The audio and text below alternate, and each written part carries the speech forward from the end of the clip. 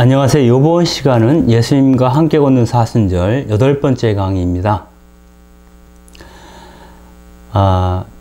예수님께서는 3일간의 행보를 보이시고 나서 수요일 날은 성전에 들어가시지 않고 하루를 베타니아에서 지내십니다.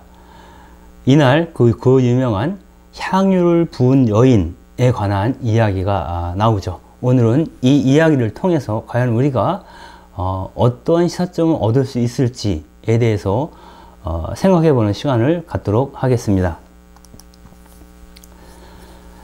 예수님은 입성하시는 퍼포먼스를 통해서 로마에 대한 어떤 분노, 로마의 어떤 승리를 통한 평화에 대한 비판, 그리고 우리에게 오실 메시아는 겸손한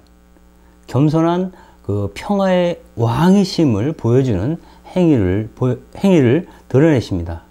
그리고 나서 그 다음날 월요일이죠. 성전 정화 혹은 폐쇄 사건을 통해서 부패한 유대 지도층의 중심장부를 공격을 하죠.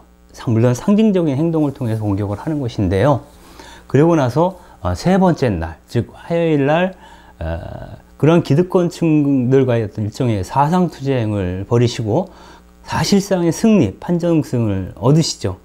근데 이러한 모든 것이 성전 세력에게는 예수님이 얼마나 위험한 인물인가를 보여주는 계기로 작용을 하게 되는 겁니다. 그러나 그러한 예수님을 성전 세력들은 8,500명의 성전 경비대가 있었음에도 불구하고 예수를 체포할 수는 없었습니다. 왜냐하면 군중들이 그분을 지지하고 있었기 때문이죠.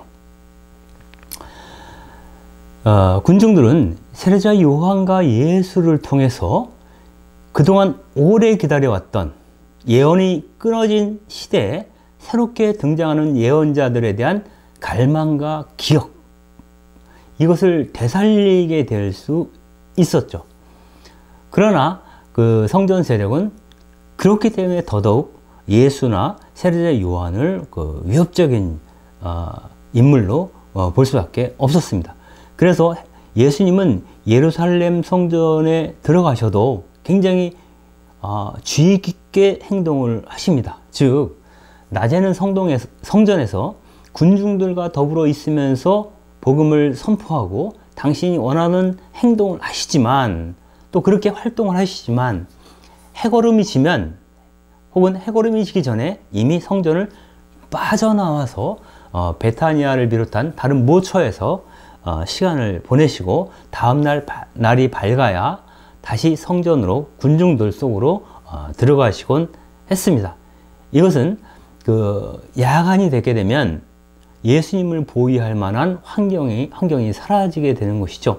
그래서 그런 위험 요인을 제거하기 위해서 예수님은 저녁에는 성전을 빠져나오시게 되었다라고 볼 수가 있겠습니다.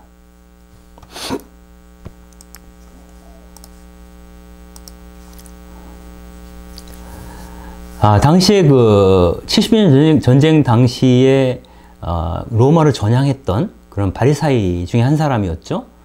유대 전쟁사를 썼던 요세푸스는 당시의 상황을 이렇게 설명합니다. 예수는 많은 유다인들과 많은 그리스 사람들을 설득하여 자기 지지자로 만들었다. 그가 우리 가운데 최고 지위에 있는 사람에 의해, 즉 대사제겠죠, 고발당했다는 소식을 들은 빌라도가 그를 십자가에 처형하도록 선고했을 때 최초로 그를 사랑하게 되었던, 즉 그를 처음 만나 사랑을 느꼈던 그 사람들은 그분의 처형에도 불구하고 예수님에 대한 그들의 애정을 포기하지 않았다 라고 적고 있습니다. 이것은 그 당시의 군중들이 예수님과 어떻게 마음이 잘 통했는가, 또 그분이 민중적인 선택을 통해서 그들의 해방을 추구했다라고 하는 것, 그리고 그 반대점에 성전 세력이 있었다는 것을 은연중 알려주는 것이라고 봅니다. 그래서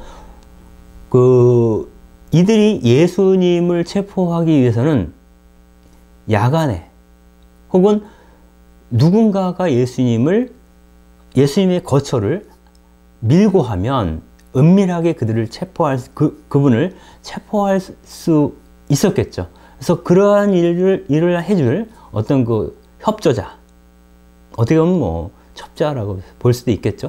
그런 밀고자가 필요했던 거고요. 복음서에서는 그 밀고자가 바로 이스가리옷 사람 유다였다, 이렇게 밝히고 있습니다. 이러한 정황, 이러한 분위기, 예수님이 일정하게 자칫하면 성전 세력에 의해서 체포될 수 있다라고 하는 위기의식, 이 위기의식이 고조되는 가운데 그 수요일 아침을 예수님께서는 맞이하시는데요. 그날은 아마도 그 나자로의 집이 있는 베타니아에서 쉬셨을 거라고 보고요. 그리고 마르크복음에서는 이날 저녁에 나병 환자인 시몬의 집에서 식사를 하셨다라고 얘기를 합니다. 그리고 이 식사 자리에서 한 여인이 들어와 향유를 예수님 머리 위에 부었고, 이것을 지켜본 제자들이 이에 대해서 항의를 했다. 그러나 예수님은 그 항의를 받아들이지 않고 이 여인을 칭찬하는 그런 이야기가 이제 복음서에 기술되어 있죠. 이것은 그 메시아의 운명에 대한 서로 다른 관점을 보여주는 겁니다. 즉, 그 예수님의 머리에 향유를 부은 그 여인은 예수님의 순환과 죽음을 직시한 거죠. 그리고 그것을 통해서 그분께서 하나님의 일을 하시고자 하신다라는 것을, 또 그렇게 말씀하셨던 예수님의 말을 진심으로 받아들이고 진지하게 고민하고 어떻게 처신할 것인가를 결정했던 사람이라면, 제자들은 여전히 다윗의 왕국, 다윗의 나라가 오리라고 하는 그러한 메시아적 믿음 위에서 예수님을 보고 있었던 거죠. 그 관점에서 그렇게 되면 예수님의 순환과 죽음에 대해서는 이해할 수가 없습니다. 그래서 예수님의 순환과 죽음에 대한 서로 다른 이해, 즉 여성 제자들과 남성 제자들과의 차이에 대해서 오늘 차이가 극명하게 드러나는 그런 정황이 보여지고 있고요. 이것은 곧 십자가와 영광, 십자가의 그리스도와 영광의 그리스도 사이에서 갈등하는 제자들의 모습이기도 했던 겁니다. 여기서 먼저 우리는 그 복음서를 통해서 과연 그 유다가 언제 예수님을 배신하기로 마음먹었는지, 그것에 대한 기사가 일정하게 복음서에 기술되어 있습니다. 그래서 유다의 배신에 대한 이야기를 먼저 할 수 있겠습니다. 일단 그 예수님이 이날 나병 환자인 시몬의 집에 초대되어 거기서 식탁을 함께 하셨다라고 하는데, 이 자체가 굉장히 좀 예수님의 어떤 지론을 그대로 보여주는 것이면서도 충격적인 것이기도 합니다. 이를테면 나병 환자라고 한다면 죄인이죠. 죄의 결과로 나병을 얻었다고 생각을 했던 거죠. 그리고 나병 환자와 한 지붕 아래에 있는 것만으로도 부정을 탄다고 믿었고요. 그런 나병 환자가 식탁을 같이 한다? 식탁 앞에 같이 앉는다? 이건 아주 굉장한 납득하기 어려운, 그 당시 사람들로서 납득하기 어려운 처신이라고 봅니다. 즉 식탁을 같이 한다는 것은 나의 형제이며 나의 자매임을 받아들이는 것이고, 또 우리가 동중한 어떤 그런 한 가족이라고 하는 것을 선포하는 것의 표징이 식탁을 같이 하는 것이죠. 그래서 나병 환자의 초대를 예수님이 받아들여서 그 집에 들어가시는 것 자체가 어떻게 보면은 이 당시 사람들의 생각으로는 혁명적이다라고 볼 수도 있겠습니다. 이것은 나중에 바오로 사도가 그리스도 예수님 안에서 이제 자유인도 없고 노예도 없고, 남자도 없고 노예도 없고, 그리스도인도 없고 유대인도 없다, 뭐 이런 얘기를 한 적이 있습니다. 근데 이 이야기에 이제는 의인도 없고 죄인도 없다는 말을 포함시켜야 될지도 모르겠어요. 아니면 나병 환자도 없고 건강한 사람도 없다. 즉 모든 사람이 그의 처지와 상관없이, 신분과 상관없이 모두가 하느님의 자녀라는 것을 예수님이 선포하셨다라고 볼 수도 있겠습니다.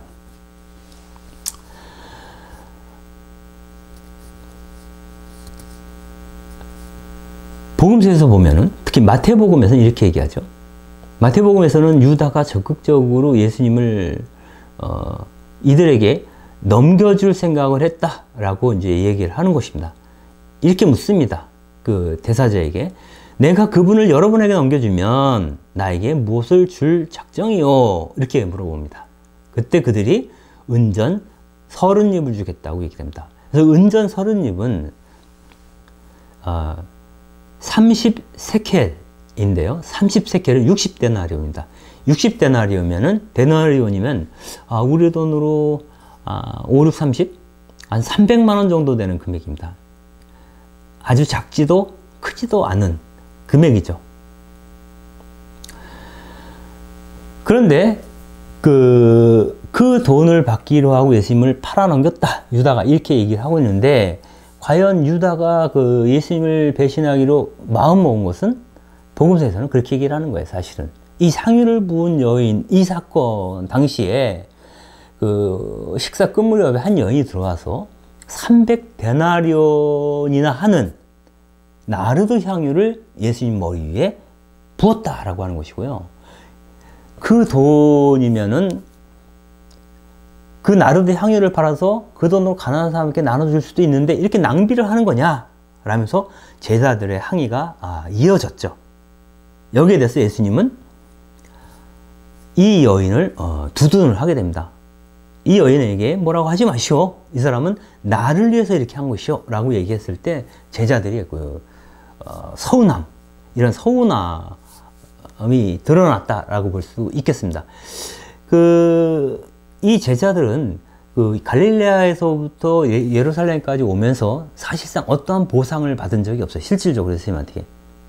어떤 권한을 부여받았거나, 큰 재산을 부여받았거나, 이런 게 없습니다. 그런 상태에서 그 여인이 300데나리온어치의 향유를 부은 것에 대해서 예수님이 두둔하자 심기가 상했을 것은 불을 보듯 뻔한 이야기가 되겠죠. 예를 들어서 베드로는 평소 이렇게 물어본 적이 있습니다. 알다시피 저희는 모든 걸 다 버리고 스승님을 따랐습니다. 보상이 있느냐는 거죠. 그때 예수님께서 이렇게 말씀하시죠. 누구든지 나 때문에, 또 복음 때문에 집이나 형제나 자매나 어머니나 아버지, 자녀나 토지를 버린 사람은 현세에서도 박해를 받겠지만 나중에 그 나라가 오면 하나님 나라에서는 집과 형제와 자매와 어머니와 자녀와 토지를 100배나 받을 것이고 내세에서는 영원한 생명을 받을 것이다. 이렇게 약속을 했다고 이제 복음서에서는 이야기를 하고 있습니다. 여기서 이제 재미난 거 한 가지만 전달하고 다음 얘기로 넘어가겠습니다. 여기서 보면 그 버릴 것에는 어머니와 아버지가 포함되어 있는데 다시 100배로 되돌려 받을 것이다 라고 하는 그 목록에는 아버지가 없습니다. 어머니만 있습니다. 여기에도 예수님의 어떤 시선, 시각, 관점 이런 걸 볼 수가 있습니다. 즉 여기서 아버지라고 하는 것은 일종의 은유일 수 있습니다. 즉 가부장적인 것이다. 권력, 힘, 무력, 승리를 통한 평화 이런 등등. 또 연장해서 얘기한다면 우리가 그 당시 사람들이 다윗의 나라를 꿈꿀 때 생각했던 모든 것이 아버지라고 하는 언어 안에 함축되어 있다라고 저는 생각을 하고요. 그래서 예수님께서는 그 아버지에 대해서 아주 민감하게 반응하십니다. 예수님께서 그렇게 말씀하시죠. 어느 누구를 두고도 아버지라고 부르지 마라. 어느 누구를 두고도 스승이라고 부르지 마라. 아버지는 하늘에 계신 그분 한 분뿐이시다. 선하신 분, 우리들의 스승은 하늘에 계신 그분 한 분뿐이시다. 이렇게 강조를 합니다. 그래서 그 아버지에 대한 특별한 민감성에 대해서 얘기를 합니다. 그리고 실제로 그 남성 제자들은 예수님의 의도를 사실상 예수님이 돌아가시고 나서 부활하실 때까지 혹은 오순절 사건이 터지기 전까지 성령의 부음을 받기 전까지는 예수님을 사실상 제대로 이해하지 못하는 것으로 복음서에서는 기술되어 있습니다. 이 남성성이 갖고 있는 한계, 뭐 이런 것에 대해서도 은근히 언급을 하고 있는 것은 아닌가 이런 생각이 들고요. 이날은 예수님이 연행대각이 바로 전날이죠, 사실은. 초회 만찬이 끝나고 나서 잡혀가니까. 그 어찌 보면 어떤 그 결정적인 어떤 순간에 마지막으로 편안한 마음으로 식사를 한 곳이 하필이면 나병 환자의 집이었고요. 예? 마지막 초회 만찬도 있지만 편한 마음으로 쉬면서 식사를 한 곳은 마지막 식사가 이날 그 나병 환자의 집에서 있었고, 그 죄인의 집에서, 죄인이라고 일컬 지적받던 그 사람의 집에서 식사를 하시면서 그분의 칭찬을 받은 사람이 남성 제자들이 아니라 여성이었다라고 하는 것도 특별한 의미를 갖고 있습니다. 그리고 우리가 주님을 따랐을 때 버려야 할 곳에는 아버지가 속해 있지만 되찾아와야 될 곳에는 아버지가, 즉 남성이 포함되어 있지 않다라는 것도 굉장히 그 의미심장하다고 볼 수 있습니다. 어쨌거나 그 제자들은 당시에 예수님으로부터 아직 아무런 보상을 받았던 느낌이 없는 상태에서 그 나르드 향유가 그 방 안에 확 퍼지는 거에 대해서 일종의 그 배신감 같은 것을 느끼지 않았을까라고 하는 거고요. 그 마태복음에서는 그때 유다가 예수님을 팔아넘길 마음을 은근히 품게 되었다라는 식으로 이야기를 전개를 하고 있습니다.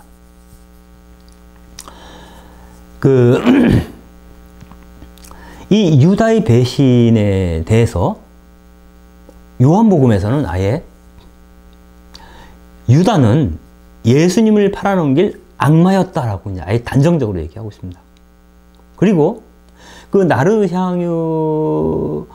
향유를 예수님의 머리에 부은 그것을 바라보면서 이것을 가난한 사람들에게 나눠줬으면 더 좋았을 텐데 라고 유다가 얘기를 했는데, 그가 그렇게 말한 것은 특별히 그가 가난한 사람들에 대한 사랑이, 관심이 있어서가 아니라 그가 도둑이었기 때문이다 라고까지 신랄하게 유다를 비난하고 있습니다. 사실 비판이 아니라 거의 비난에 가깝죠. 그런데 정작 마르크 복음에서는, 그러니까 요한과 마태오는 약간 부정적으로 봐요. 굉장히 유다를 지목해서. 근데 마르크 복음에서는 유다가 왜 배신했는지에 대해서는 관심이 없습니다. 언급하지 않습니다. 다만 유다를 언급할 때는 꼭 12 제자 가운데 하나였던 유다는 이랬다 이렇게 얘기합니다. 여러 번에 걸쳐서 유다를 얘기하는데 항상 그 앞에는 12 제자 가운데 하나였던 유다는 이렇게 얘기를 합니다. 그건 뭐냐면 마르코 복음은 전반적으로 그 남성 제자들에 대한 어떤 그 비육함, 또 예수님에 대한 몰이해 등등등 해서 굉장히 부정적으로 설명하고 있습니다, 사실은. 그래서 여기서도 마르코는 그 유다의 배신은 사실은 12 제자의 실패를 뜻하는 것이다. 12 제자가 예수님을 이해하는데 실패한 하나의 표징으로서 유다의 배신을 지적하고 있다. 마르코 복음에서는 그렇게 봐야 될 것 같습니다. 실제로 예수님은 세 차례에 걸쳐서 당신의 순환을 예고를 하시죠. 제일 먼저 한 것은 그 마르코복음 8장과 9장과 10장 각 장에 걸쳐서 한 번씩 세 번에 걸쳐서 이제 순환 예고를 하시는데, 8장은 그 카이사리아 필리피, 즉 갈릴리 북쪽이죠.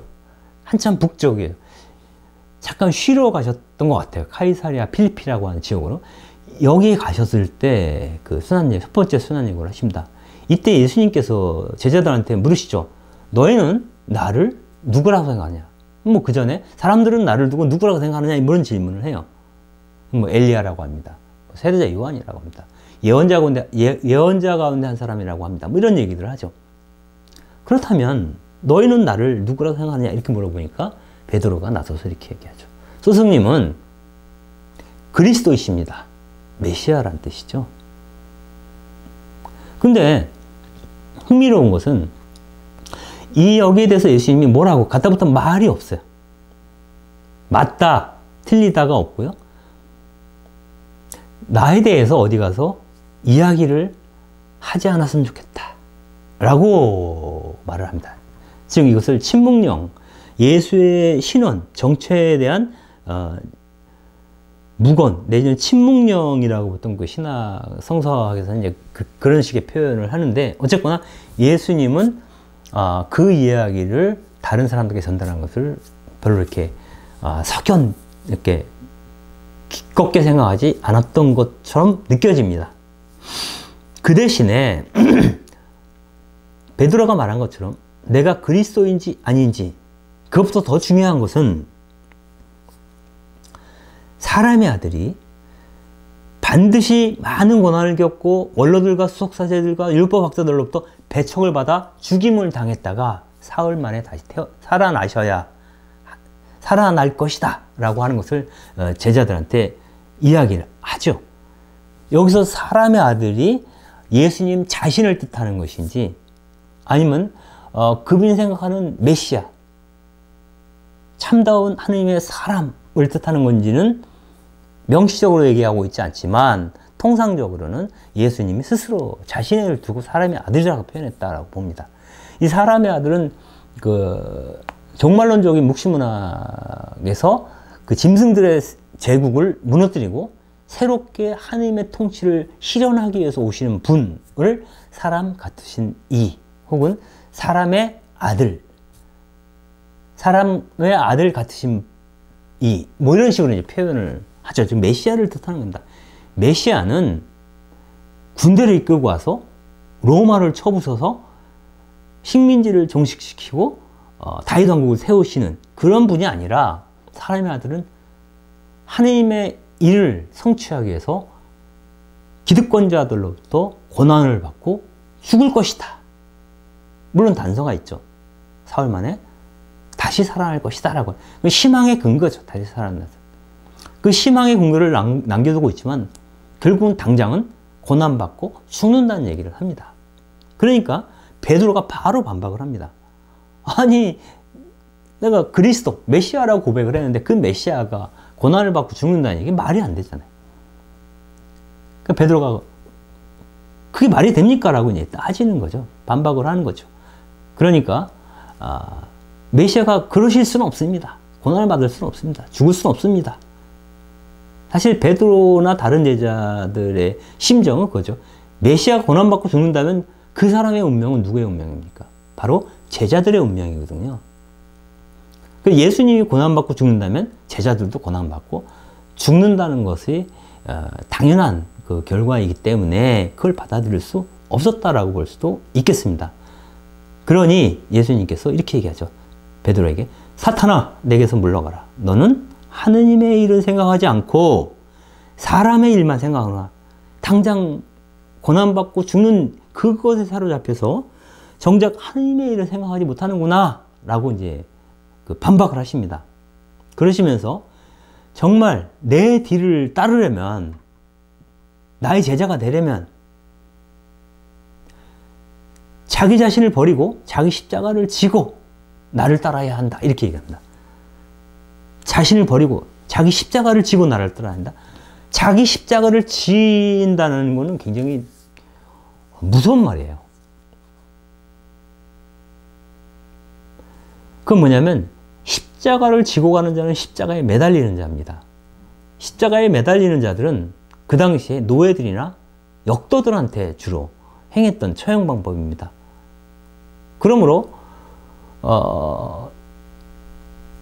목숨을 바치고 자기 목숨을 내어놓고 나를 따라야 한다 라는 뜻으로까지 읽혀요. 그러니까 굉장히 쉽지 않은 길이죠. 그러나 예수님은 생전에 그런 말씀 많이 하셨거든요. 누구든지 자기 벗을 위하여 자기 목숨을 내놓는 것처럼 더 큰 사랑은 없다. 그래서 예수님을 따르는 길은 영광의 길이 아니라 십자가의 길이라는 것, 십자가를 통해서 부활로 가는 것이라고 하는 것을 예수님은 가르치려고 했던 거죠. 군사적 승리를 목표로 하지 않을 때는 사실 자기의 고난을 기쁘게 감수하는 태도가 있어야지만, 그만한 용기가 있어야지만이 현실을 뒤바꿀 힘이 그것으로부터 나온다고 예수님은 생각하셨던 것 같습니다. 두 번째 순환 예고는 가파르나움으로 이제 가시는 길에 한 번 더 9장에 나오는데요. 마르코복음 하십니다. 예수님께서 아까 얘기했던 수석사제들과 원로들과 율법학자들에 의해서 순환을 받고 죽음을 당할 것이다. 그리고 다시 일어설 것이다. 이 얘기를 다시 한 번 합니다. 근데 예수님이 그 얘기를 하고 나자마자 제자들끼리는 예수님이 뭐라고 얘기했든지 기억을 못하는 사람들처럼 이렇게 얘기합니다. 그 나라에서, 하나님 나라죠. 메시아가 가져올 그 나라에서 가장 큰 사람이 누군지 서로 막 다투는 거예요. 내가 영이 정할 거야, 내가 자유 정할 거야, 이런 거겠죠. 앞에서 바로 순환받을 것이다 하고 죽을 것이라고 얘기를 했음에도 불구하고. 그러니까 우리는 타인의 말을 들을 때 자기 귀에 거친 거는 이렇게 스킵합니다. 못 들은 거로 치고 자기 귀에 아주 부드럽게 다가오는 것만 기억을 합니다. 아마도 그 당시에 제자들이 그랬던 거 아니에요. 예수님 말씀 너무 불편해. 못 들은 걸 하고 예수님이 어떻게 생각하든 간에 그 나라가 오면 우리 중에서 1등, 2등, 3등 우선순위를 정해보자, 뭐 이런 식의 얘기를 하지 않았을까 싶어요. 그때 예수님께서 바로 그 얘기를 또 하시죠. 첫째가 되려는 사람은 모든 이의 꼴찌가 되어야 하고 또 모든 이의 종이 되어야 한다. 즉 예수님께서 누누이 말씀하신 것, 나는 섬김을 받으러 오지 않고 섬기러 왔다. 몸값을 치르러 왔다. 뭐 이런 얘기를 계속 하시잖아요.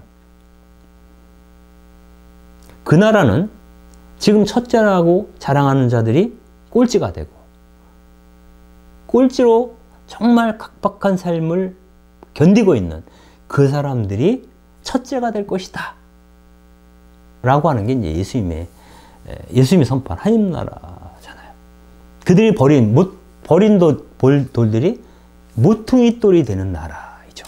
근데 이 자리에서 첫째, 둘째를 제자들이 따지는 것 자체가 얼마나 예수님이 볼 때는 황망한 얘기가 되겠습니까? 그러나 복음서에서는 바로 이어서 이렇게 얘기를 합니다. 그러나 제자들은 예수님의 그 말씀이 무슨 뜻인지 알아듣지 못하였다. 제자들의 실패를 얘기하는 거죠. 세 번째 순환 예고는 이들이 갈릴레오로 출발해서 예루살렘에 거의 다 왔을 때 한 번 더 합니다. 근데 이 순환 예고를 하였음에도 불구하고 야고보와 요한이 예수님께 이렇게 얘기하죠. 저희를 하나는 스승님 오른쪽에 하나는 왼쪽에 앉게 해주세요. 이렇게 얘기를 합니다. 좌청룡 우백호를 삼아달라는 거예요. 야고보와 요한이. 그때 예수님이 내가 마시는 잔을 너희가 마실 수 있느냐? 또 내가 받을 세례를 너희가 받을 수 있겠느냐?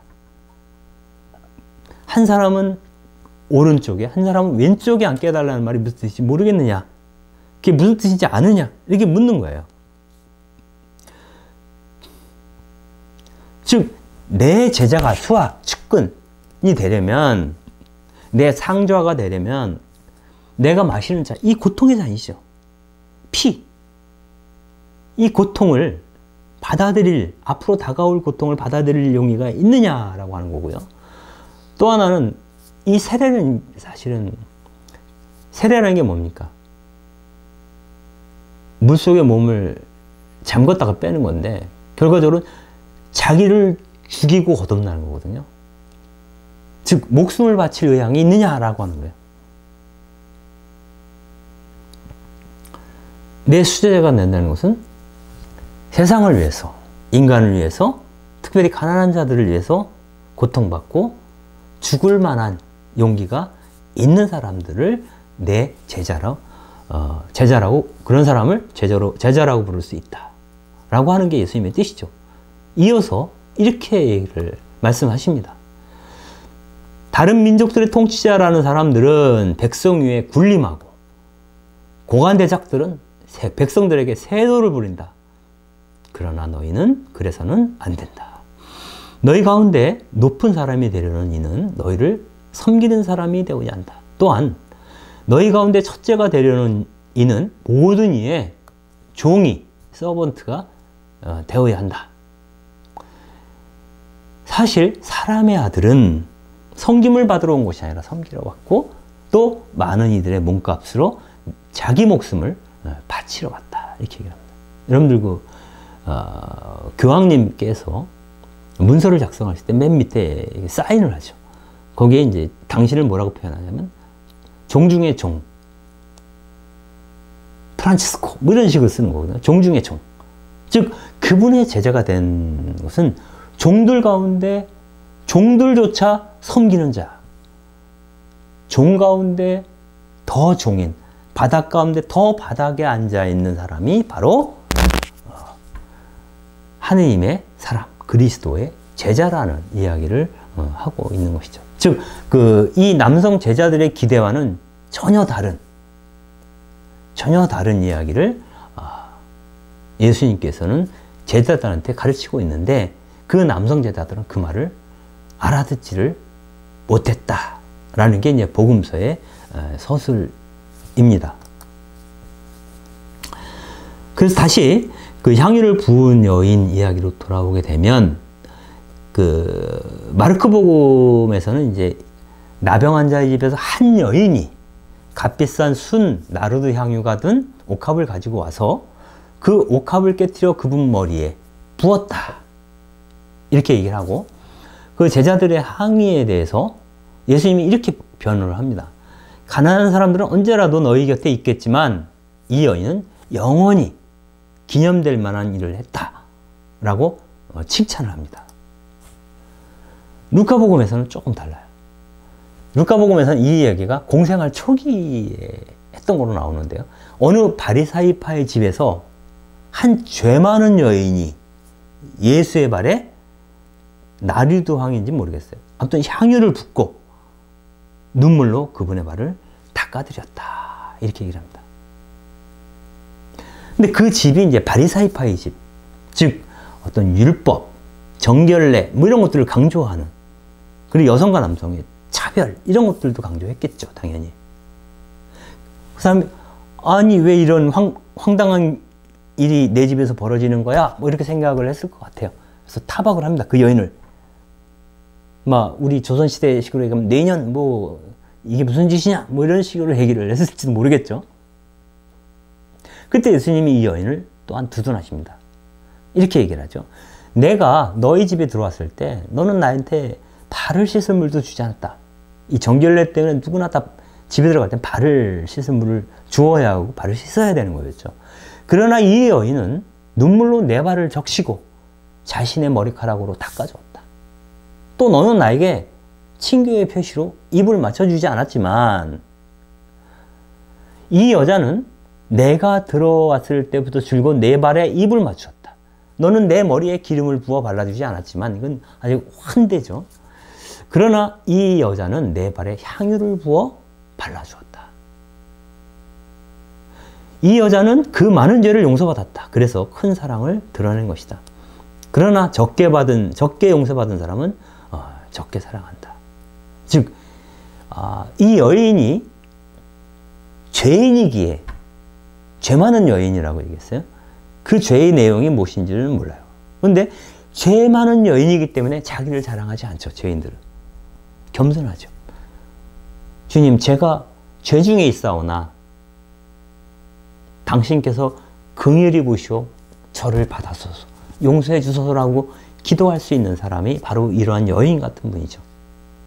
이 여인은 하느님으로부터 용서를 받았고 그 용서받은 것이 크다고 느끼기 때문에 더 많이 사랑한다는 거예요. 누구를? 하느님을 사랑하는 거죠. 여기서는 예수님께 감사의 예를 드리고 있는 것이죠.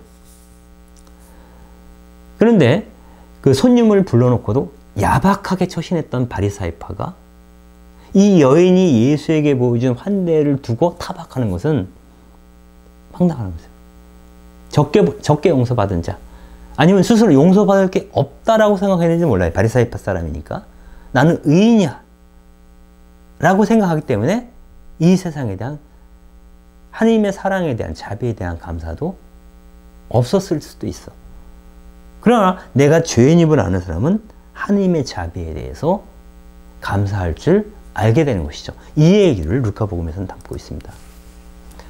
그리고 비슷한 얘기가 요한복음에서는 다른 공간 다른 여인이 했다라고 얘기를 하고 있습니다. 즉 그 베타니아에 있는 나자로의 집에서 마리아가 동생이죠. 이 마리아가 그 예수의 발에 발의 향유를 붓고 머리카락으로 이렇게 닦아주었다. 이렇게 얘기를 요한복음에서는 하고 있습니다. 근데 이 당시에 한 여성이 남정네들만 모여있는 식탁 앞으로 나와서 어떠한 퍼포먼스, 행위를 하는 거에 대해서 이제 사실은 스캔들이 될 수가 있습니다. 굉장히 용기 있는 여성이었다라고 그래서 보는 거죠. 그가 뭐 마리아이든 죄 많은 여인이든 어느 여인이든. 그런데 예수님은 이 여인들에 대해서 복음서 전체에서 예수님이 여인에 대해서 비난하는 경우는 없어요. 냈돈 주님을 놓은 그 과부인 경우도 사마리아 여인도 그렇고 예수님이 만난 모든 여인들은 예수님에게 꾸중을 듣지 않습니다. 특히 요한복음에서 그 간음을 하다 잡혀온 여자 이야기에서도 전혀 그 예수님이 막 꾸짖고 뭐라고 나무라지 않습니다. 왜냐하면 그들의 상황이 너무나 뭐랄까 주변화되어 있었고 차별과 배제 안에 있었기 때문에 그랬던 거죠. 그런 사람들은 그럴만하다라고 보는 거고요. 그래서 예수님은 그들에 대한 태도는 어린아이와 죄인과 가난한 사람들과 여인에 대한 태도는 품어 안는 방식으로 대처를 하게 됩니다. 실제로 그 예수님 주변에는 미혼 여성들이 많았습니다. 물론 결혼하신 분들도 있지만 특히 이제 갈릴레아에서 예루살렘까지 따라왔던 여인들은 대부분 미혼 여성이라고 봐야 돼요. 왜냐하면 결혼한 여성이 집을 떠나서 그렇게 그 외간 남자들하고 같이 어울려가지고 예루살렘까지 올라갈 수가 사실상 불가능하죠. 근데 어떠한 이유에서든지 미혼, 즉 독신으로 살고 있는 여성들의 경우는 그 가능성이 훨씬 높아집니다. 가장 대표적인 경우가 마리아 막달레나, 또 베타니아에 있는 마르타와 마리아, 그리고 수산나, 뭐 이런 사람들 이름이 이제 복음서에서 거론이 되고 있습니다. 아마도 이 여인들은 그 경제적으로는 어느 정도 여유가 있었던 것 같아요. 그래서 복음서에서는 그 시중을 들었다, 예수님을. 이 여인들이 이렇게 표현하는데, 시중을 든다는 것은 이렇게 뭐 먹을 것을 마련한 등등등등 이런 것들도 있겠지만 재정적으로도 사실상 도움을 주었던 것 같아요. 왜냐하면 예수님 일행들, 특히 남성 제자들 같은 경우는 사실 돈벌이를 따로 할 수 있는 상황이 아니었죠. 예수님과 같이 이동하면서는. 그런데 그 외경인 벤시라를 보게 되면 여성들에 대해서 이렇게 비하를 하고 있습니다. 아비의 훈계를 받지 않는 아들은 수치이고 딸을 낳는 건 손실이다, 이렇게 얘기합니다. 여성들은 당시에 그 올리브를 팔거나 직문을 짜는 그런 일들을 많이 했지만 그 모든 일들을 대부분 그 집에서 했다는 거예요. 집에서. 그래서 집 밖에 나가는 거에 대해서 별로 이렇게 긍정적으로 보지 않았던 시대라는 거예요. 그리고 더 중요한 것은 그러니까 종교적인 계율, 율법상을 충실하게 지켜야 될 대상에서 여자들은 좀 제외되어 있었다라는 거예요, 그 당시에. 즉, 정결 규정을 지키고, 또 율법을 공부하고, 또 사람들과 이런 것에 대해서 토론하고, 또 하나님께 기도하고, 이런 것들은 다 남성들의 몫이었어요. 여성들은 율법을 몰라도 상관없어요. 혹시 한 여성이 율법을 좀 알고 싶어요 라는 생각이 들면 어떻게 얘기하냐면 남편에게 물어보라 이렇게 얘기를 합니다. 그러니까 여성들은 어떤 하느님에게 가는 여정에서 이제 사실은 아웃사이더, 좀 제외된 존재들이라고 이제 여겨졌던 것 같습니다. 그래서 이런 남자들이 그런 종교적인 생활을 율법에 맞는 생활을 할 수 있도록 환경을 만들어주는 역할을 하는 사람들이 바로 여성이라는 거예요. 여성들이 요리도 하고 그랬던 거죠. 그리고 여성이 먼저 이혼 청구도 못했죠. 심지어 당시 율법학자들은 이렇게 얘기를 했어요. 하느님은 여성에게는 아예 말도 걸지 않는다 이렇게까지 얘기를 했어요. 그리고 여자들은 유혹거리이고 특히 이 머리카락은 성적인 자극을 일으키는 점에서 문제 삼았던 거죠. 그래서 집 밖에 나갈 때 머리카락을 가리지 않으면 이 그림에서 보면은 이제 다들 머리수건을 쓰고 있잖아요.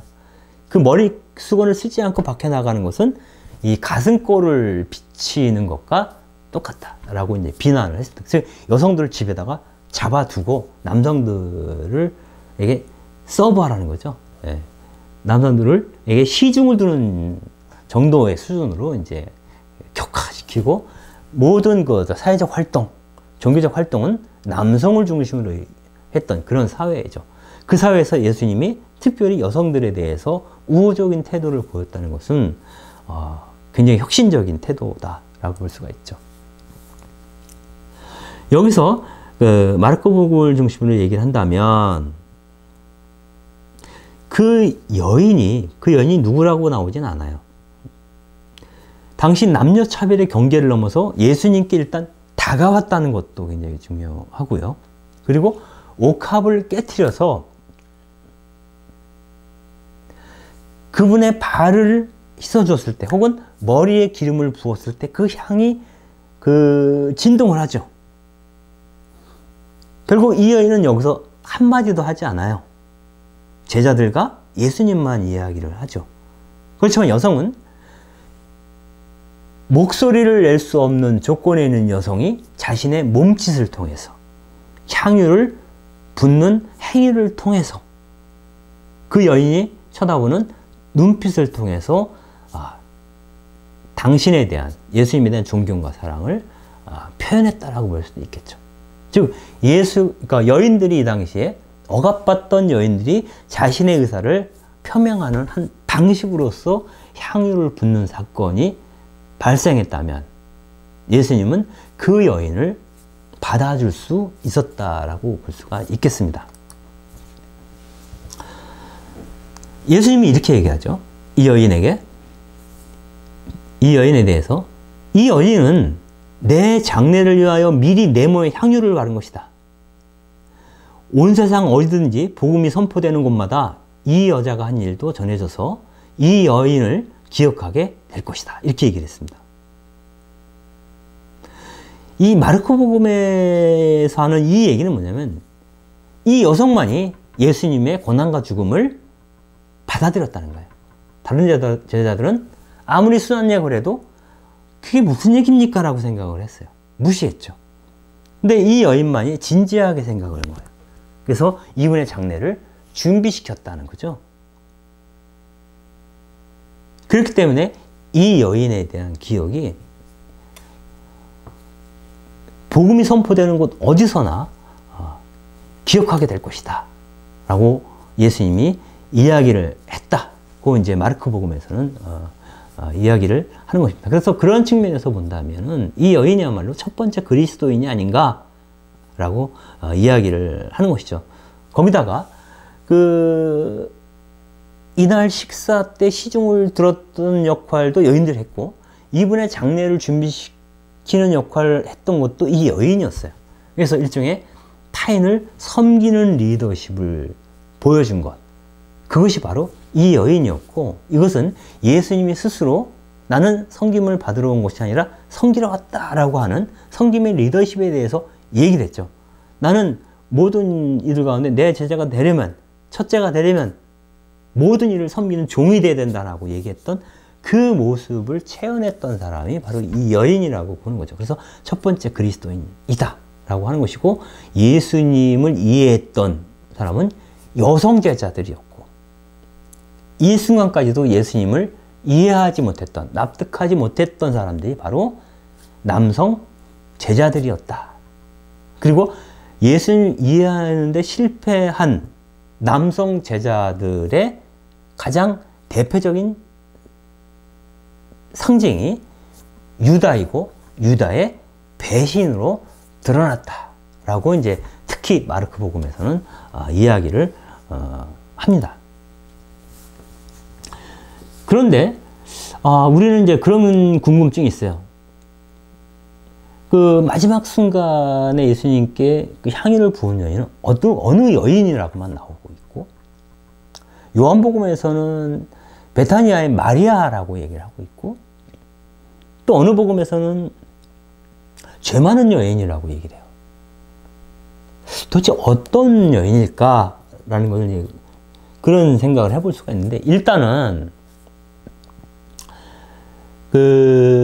아무리 대범한 여자라 해도 남성들이 모여있는 방에 그렇게 쑥 들어와서 예수님 머리에, 예수님의 모든 사람들의 그 시선이 모아지는 상태에서 기름을 붓는다는 행위는 아무나 하기가 힘들어요. 그래서 아마도 예수님의 제자들과 친숙한 그러한 사람 중에 하나였을 거다. 다른 말로 표현하면 예수님의 제자를 12제자, 남성 제자로만 한정시키지 않는다면 그 주변에 따라다니던, 그들과 항상 이야기를 나누고 있던 그런 여인 중에, 여성 제자 가운데 한 사람일 것이다 라고 보는 게 좀 더 자연스럽죠.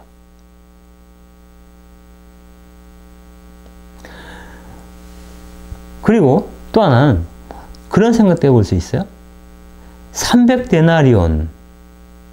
왜 이게 300데나리온이냐면, 나르드 향유는 그 히말라야 지역, 히말라야 산간 지역에서 주로 재배되는 그러한 그 꽃나무입니다. 그리고 그 꽃과 열매가 향기가 아주 진해서 약이나 기름으로도 사용하지만 보통은 향수 혹은 그 불면증을 치료하는 그런 약품으로 많이 사용이 된다고 합니다. 그리고 이것은 팔레스타인에서 생산되는 것이 아닌 희귀한 꽃이죠. 그래서 인도로부터 수입을 해야 되는 거기 때문에 값이 무척 비싼 거죠. 이 300데나리온이면 뭐 355, 1,500만 원? 거의 한 1,000만 원이 넘는, 얼핏 계산해도 1,000만 원이 넘는 그런 정말 값진 그 향유죠. 그래서 주로 이제 목이나 발에 이렇게 바른다고 되어 있습니다. 그러니까 머리에 붓는다는 것은 뭐 대단한 거죠. 그래서 얼핏 저는 이건 뭐 복음서랑 직접 상관없는 거지만 이런 생각해보면서 혹시 그 사람이 요한복음에서 얘기하는 마리아가 맞을 것 같다 이런 생각이 들어요. 왜냐하면 그 마르크 복음에서 얘기하자면 베타니아에 있는 그 나병 환자의 집이다. 그 마을에 살고 있던 사람이 마리아와 마르타와 나자로잖아요. 그죠? 그리고 그 집은 굉장히 좀 부유한 집이었던 것 같아요. 그리고 이들의 그 홍기가 다 찼음에도 불구하고 그 나자로든 마리아든 마르타든 다 시집장가들은 안 갔어요. 보통 우리가 돈을 모으면 주로 결혼 자금으로 많이 썼거든요. 그 당시에 돈을 모아서 결혼하는 거예요. 근데 결혼하지 않았다? 돈이 있다? 같은 베타니아 지역에 있었다? 그러면, 그리고 요한복음은 그 공간복음에서는 언급하지 않았던 어떤 사람이, 어떤 제자가 이렇게 표현했던 부분들에 대해서 요한복음에서 베드로가 유다가 이런 식으로 직접 이름을 거명을 많이 합니다. 그 뭐냐면 요한복음이 제일 마지막에 쓰여진 복음이었고요. 그래서 그 복음에서 언급되고 있는 그 인물들이 이미 다 죽은 다음에 이 세상을 떠난 이후에 쓰여진 복음이었어요. 그래가지고 그 사람들의 이름을 거명해도 크게 사회적으로 문제가 되지 않는 상황이었던 것 같아요. 그래서 요한이 직접 공간복음에서 밝히지 않은 그 사람의 실명을 자기 복음서를 쓰면서는 밝힌 것이 아니냐라고 이제 학자들은 이야기를 하고 있거든요. 그래서 제 생각에도 그 마르코 복음에서 얘기한 어떤 여인이라고 했을 때 그 여인은 요한복음에서 말하는 마리아일 가능성이 높겠다 이런 생각이 듭니다. 그런데 여기서 그래도 한 번 더 짚고 넘어갈 것은 그 유다나 다른 제자들이 예수님에 대해서 불만을 갖게 된 이유이기도 했는데 그 값비싼 향유를 정말 예수님 뜻대로라고 한다면 가진 바 재산을 다 팔아 가난한 아이들에게 나눠주고 이런 얘기를 하셨잖아요. 가난한 사람들한테 나눠주도록 하는 게 더 예수님이 평소 말씀하시던 것에 가깝지 않나? 근데 왜 저러시지? 왜 저러시지? 라고 제자들이 생각하고 자기들이 받지 못한 것에 대한 서운함 이런 것들이 막 복잡한 그런 감정들을 느꼈을 것 같다. 그리고 굉장히 자연스럽다 그런 게. 그런데 왜 예수님이 그 여인을 칭찬했을까? 그리고 그 여인이 누구라 해도 누구인지 모르지만 혹은 마리아일 수도 있지만 왜 그 값비싼 향유를 예수님께 부었는가? 머리에 혹은 발에. 저는 그런 생각이 들어요. 지금 그 마르코 복음에서 기술하는 방식대로 예수님이 고난받고 죽음으로 바짝 다가가고 있다라는 것을 감지했던 사람이 남성 제자들은 아니고 여성들이었다면, 그 여성 제자 가운데 한 사람이 비교적 경제적 여유가 있었다면 아마 그 사람은 이 마지막 순간에 언제 다시 예수님을 보게 될지, 또 예수님께 어떠한 대접을 또 해드릴 수 있을지 장담하기 어려운 어떤 그 절박한 어떤 순간에는 그분께 해드릴 수 있는 게 있다면 선물처럼 뭐든 해드리고 싶었을 것 같아요. 그분에 대한 존경과 그분에 대한 사랑, 그것이 그분의 사실상 마지막 길을 걸어가려고 하는 스승 앞에서는 뭐든, 사람이라는 게 그렇거든요. 우리가 마음이 가는 만큼 자기 것을 내놓죠. 그리고 인간은 신묘한 존재라서 어떤 결정적인 순간에는 수지타산이나 계산을 하지 않습니다. 그냥 다 줄 때가 있습니다. 그래서 내 가진 바 소유를 다 주고 싶은 때가 있어요. 아마 그러한 행위로서 그 여인이 예수님께 그 마음을, 향유를 붓는 그 행위를 통해서 표현한 것이 아니냐라고 하는 거고요. 어쩌면 예수님은 나르도 향유의 가격을 따지거나 가난한 자들을 무시해서가 아니라 그 마음을 보았던 것이 아니냐. 그 여인의 마음, 그 마음을 보았고 그 마음을 보았으니 그것을 품어줄 수밖에 없는 거죠. 그렇지 않겠어요? 여기서 우리가 그 말을 할 수 있어요. 도대체 무엇이 중요한디? 이런 표현 있잖아요. 정말 중요한 게 뭔지, 무언가 나누려고 하는 그 마음이죠. 그 사랑과 존경의 마음, 그 마음이 향유로 표상된 거죠. 그 마음을, 사실은 향유가 아니라 뭐 향유를 바르든 뭘 바르든 그게 뭐 예수님께 중요하겠습니까? 그 마음을 보고 그 마음에 감흡한 거죠. 그래서 그 여인을 끌어주고 넌 정말 훌륭하다, 이쁘다 라고 말해주고 싶었을 것 같아요.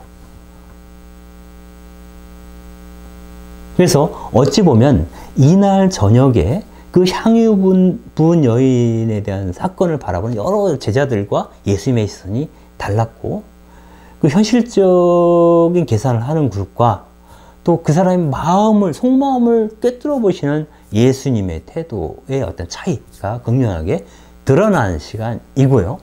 그리고 예수님으로서는 정말 고난의 시간을 딱 시작하기 직전에 얻은 정말 한 번밖에 없었던 융성한 대접을 받았던, 한 번 융성한 대접을 받았던 특별한 순간을 이날 저녁에 누리지 않았는가, 갖지 않았는가 라는 생각을 해봅니다. 예, 오늘 강의는 여기까지인데요.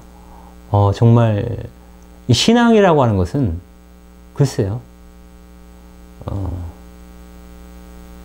신앙이라는 표현이 참 때로는 적절치 않다는 생각을 저는 가끔 해요. 신앙이라기보다도 그리스도교 신앙은 당신이 하느님을 정말 사랑하는지, 예수님을 정말 사모하는지, 그분에 대한 어떤 그 연모하는 마음, 그래서 그 연모하는 마음이 커져서 그분을 닮고 싶고 그분처럼 말하고 느끼고 행동하고 싶은, 거기까지 가야 하는 것은 아닌가.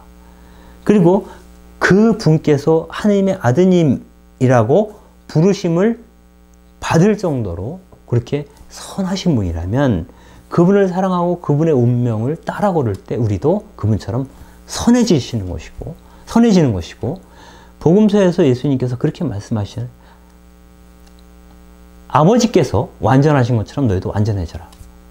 우리도 그 길을 따라서 예수님 그분처럼, 그분을 사랑함으로써 그분처럼 완전해질 수 있는 것은 아닌가, 거룩함으로 나아갈 수 있는 것은 아닌가, 이런 생각을 해보는 시간이 되었으면 좋겠습니다. 네, 오늘 강의는 여기까지 마치겠습니다. 감사합니다.